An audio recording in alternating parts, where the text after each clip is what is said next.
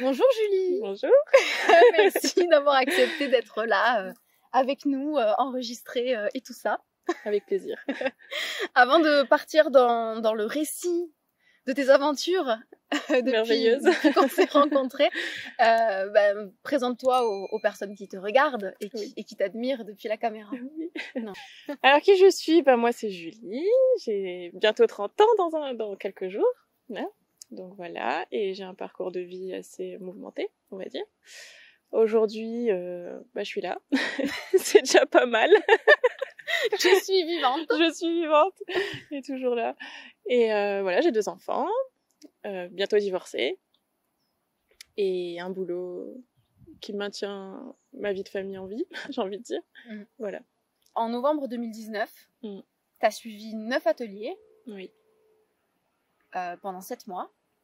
Et ensuite, tu as décidé de rejoindre un coaching individuel. Oui. Et ensuite, tu as rejoint le programme Enfin Moi. C'est ça. Donc, on va se parler de tout ça dans la vidéo, ça risque d'être un peu long. Oui, vous n'êtes pas prêts.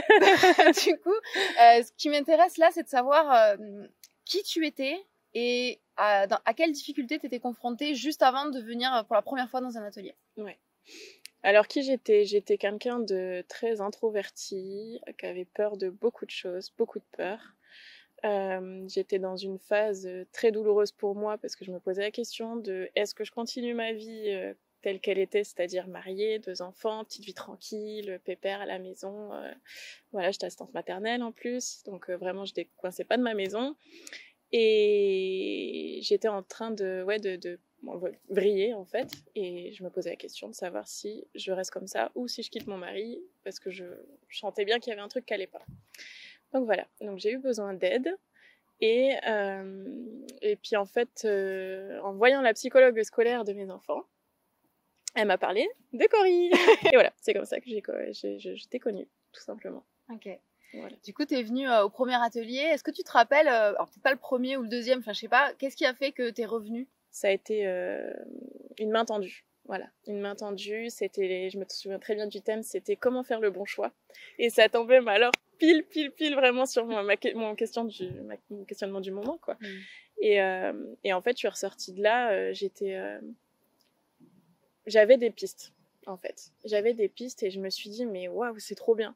Ça va m'aider et j'ai envie d'en découvrir plus. Parce que forcément, dans l'atelier, on a parlé de comment faire le bon choix, mais aussi d'autres thèmes qu'on pourrait aborder dans les ateliers.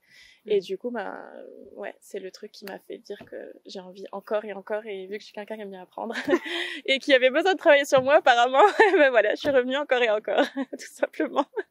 Puis toi, tu as décidé de prendre un accompagnement individuel. Oui. Avec moi. Oui. Pourquoi moi? Pourquoi tout court? Les ateliers m'ont plu, donc du coup, voilà, je me suis dit c'est là qu'il faut que j'aille.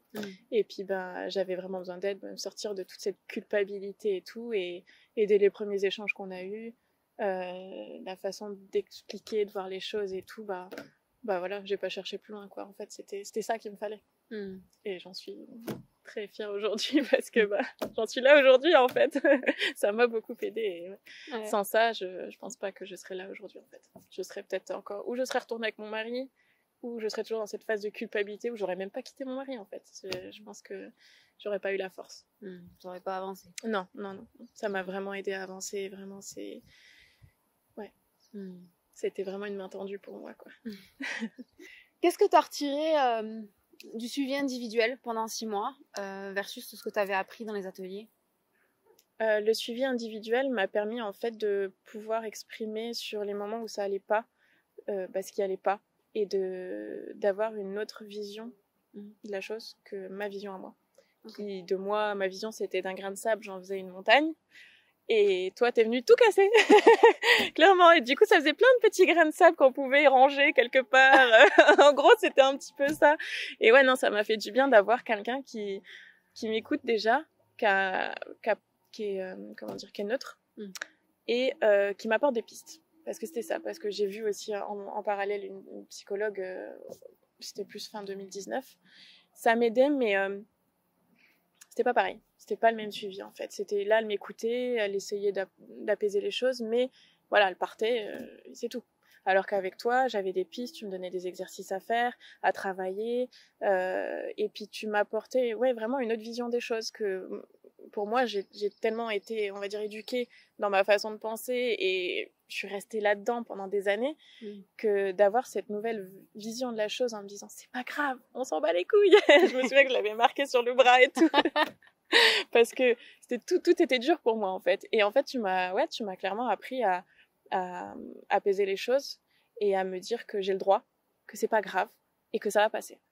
Voilà, tout simplement. Et ouais, ce suivi individuel m'a beaucoup aidé à apaiser les choses. Après, c'est vrai qu'on n'a pas fait un suivi comme dans le programme, en fait. C'était plus, tu m'écoutais beaucoup et tu me donnais des conseils et t'essayais de me changer. En fait, quand je disais je suis coupable de, tu me disais non, tu es responsable de ton bonheur, les autres sont responsables de leur bonheur.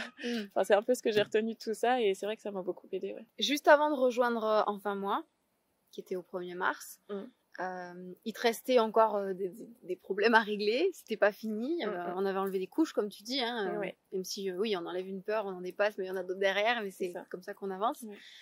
C'était quoi tes difficultés, ta situation juste avant de rejoindre le programme? Avant l'accompagnement individuel, tout ce qu'on me disait je le prenais pour argent comptant et je me disais c'est vrai en fait, je suis comme ci, je suis comme ça, et en fait après tout ça, je me disais en fait c'est leur problème, c'est pas les miens. S'ils pensent ça, c'est parce que ils ont leurs blessures, ils ont machin.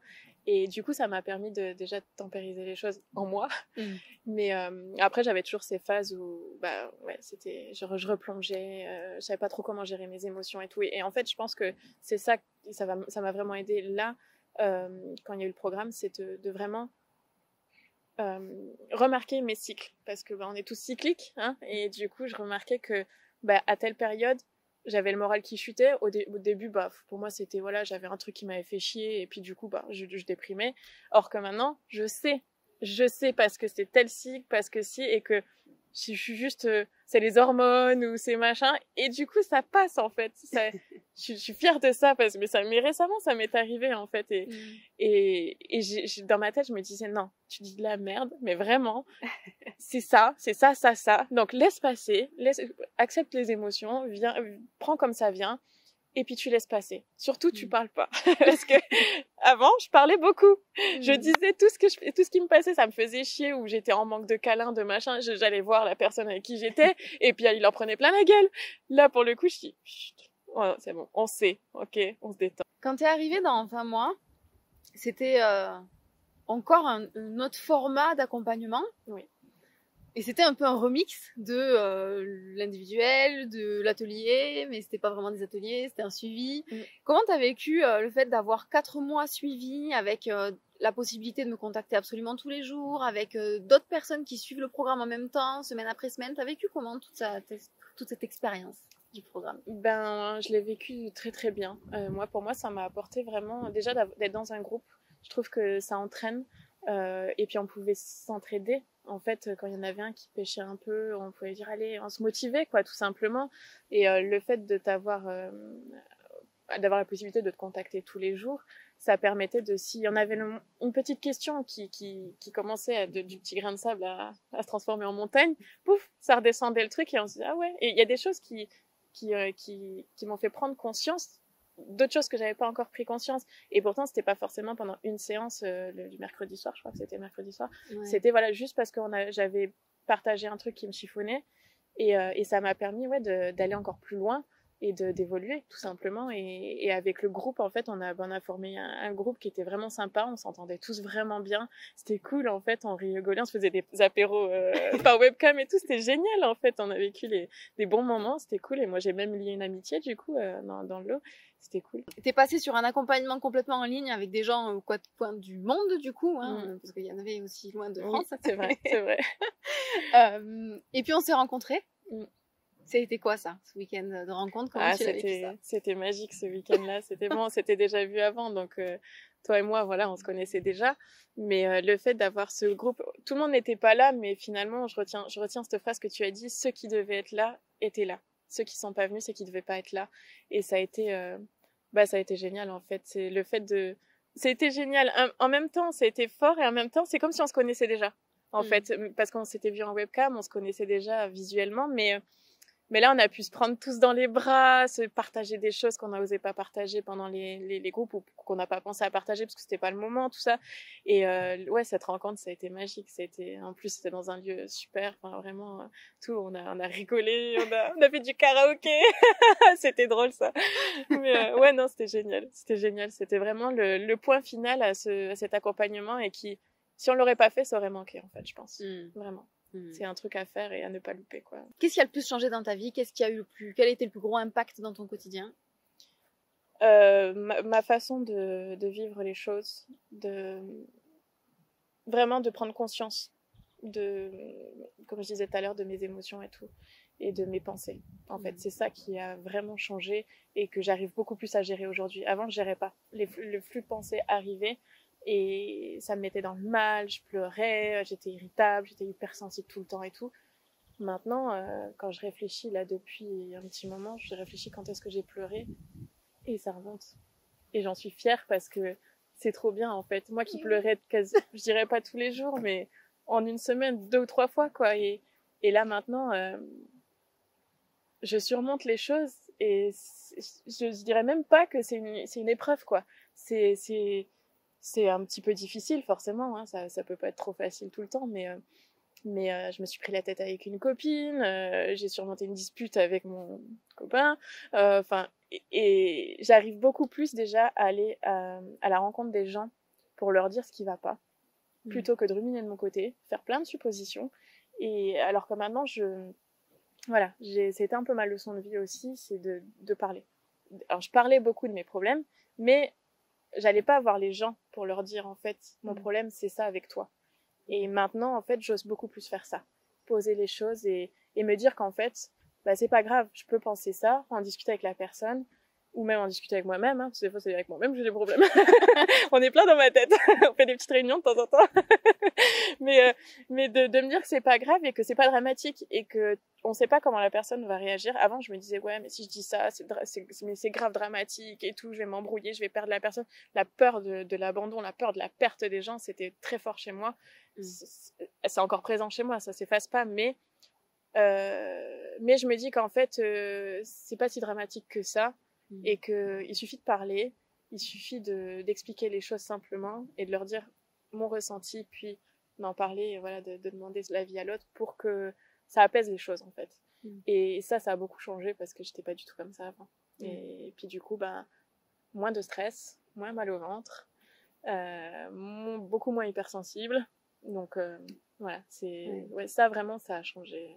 En 4 mois, c'est ce qui a vraiment changé dans ma vie. T'es pas du tout la même femme qu'il y a 2 ans, en fait. Ouais, j'ai beaucoup évolué. C'est un truc de dingue. C'est ça. Et je m'en rends pas compte tous les jours. Il y a des fois, c'est vrai que bah, t'es là pour me le rappeler. En fait, j'aurais dû te faire le même questionnaire il y a 2 ans. Ouais. Et que tu compares. Ça, on peut le faire avec le programme parce qu'il y a les questionnaires au début et à la fin pour comparer. Et déjà, on voit des choses qui changent. C'est ça. Mais toi, si je l'avais fait depuis 2019... Bah déjà, je sais même pas si j'aurais su répondre correctement aux questions sans pleurer à la base. Déjà, t'aurais vu tout flou. Ouais, c'est ça. Non, c'était très très dur, ouais. J'étais pas du tout la même personne. Et... Trop bien. Ouais, c'est trop bien.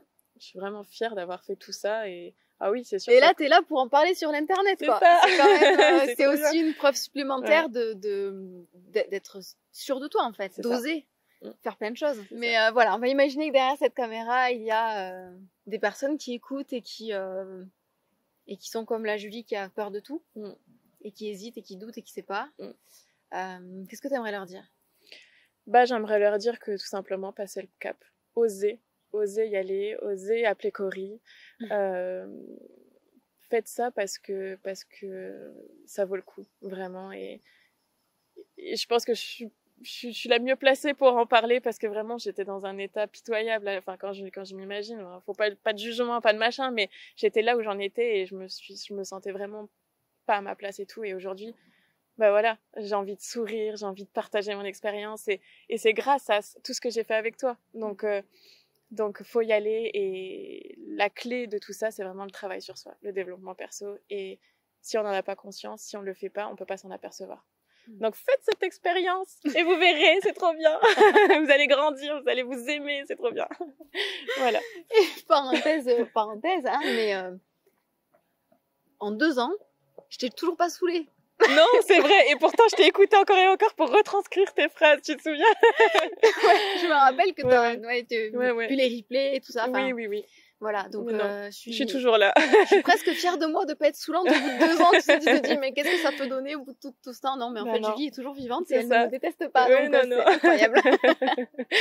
C'est vrai, non. On s'en lasse pas. Moi, j'aime bien. Voilà. Cool. Est-ce que tu veux voilà, un mot de la fin? Est-ce que tu aurais un truc à dire avant qu'on arrête cette vidéo? Un petit mot de la fin, tout simplement, aimez-vous et ayez confiance en vous, tout simplement. Et appelez Cory.